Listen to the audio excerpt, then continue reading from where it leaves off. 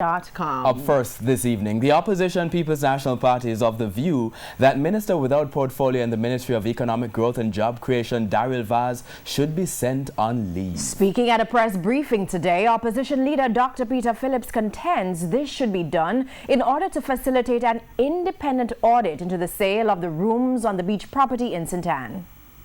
More questions than answers. It's how the opposition People's National Party feels about the controversial sale of the rooms on the beach property in Oteria, St. Anne by the government. It's why PNP President Dr. Peter Phillips wants an independent audit. He's proposing the auditor be selected by a stakeholder group to include representatives of the private sector, the National Integrity Action, Parliament and international financial partners. And to facilitate this investigation, he's also proposing the responsible minister, the Honorable Vaz, should be sent on leave. This because of Minister Vaz's involvement in the negotiation of the sale.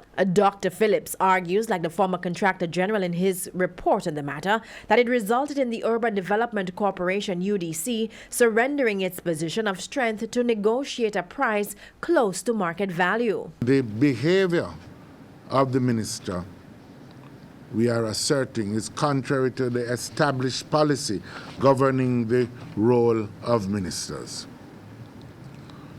The ministers and possibly the Prime Minister's role in the sale of these properties is a direct breach of the provisions of certain laws and the best practice in government relating to the separation of responsibilities between the political directorate and public administrators. Meanwhile, the opposition is also demanding a review of the Integrity Commission Act. The composition of the commission needs to be reviewed.